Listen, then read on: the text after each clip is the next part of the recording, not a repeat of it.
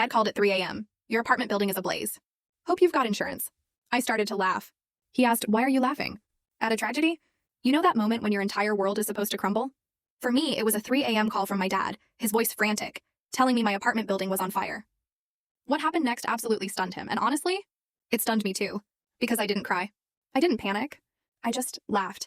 How could I possibly laugh at the loss of everything I owned? Well, because that apartment wasn't just my home. It was a prison I never knew I was desperate to escape. Let me take you back a bit. My name is Audrey, and for 32 years, I'd been fighting for something. 5 of those years were a grueling grind in New York City, trying to make it as an artist. But before New York, there was Oak Ridge, my small Midwestern hometown.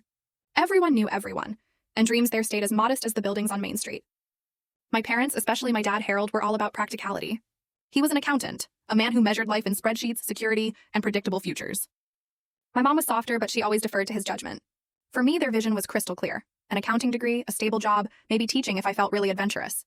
But I'd been drawing since I could hold a crayon. My high school art teacher, Mrs. Lee, was the first person who ever looked at my messy, passionate sketches and told me I had real talent. She saw something in me that my dad just couldn't.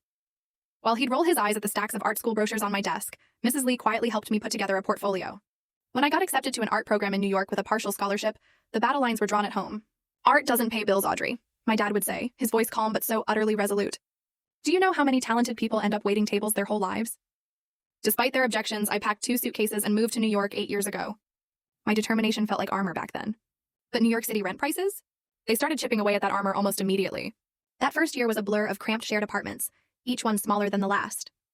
I worked 2 part-time jobs, took classes, and barely had time to actually create art. I was exhausted, questioning everything. Then, 5 years ago, I found the building in Brooklyn. Calling it not much to look at would have been a compliment. 6 stories of faded brick, windows that rattled with every passing truck, a lobby that always smelled faintly of cabbage, and an elevator that worked maybe 60% of the time. But the rent was surprisingly affordable for a 1-bedroom, and that bedroom had this incredible northern light, perfect for painting. The owner, Mr. Vasquez, was an elderly man who rarely fixed anything, but also rarely raised the rent. He'd owned the building for 40 years, operating more on handshake agreements than formal leases. My neighbors were a diverse, tight-knit group who had mostly lived there for years. There was Vanessa, a nurse who worked night shifts and would bring me full story video added in below.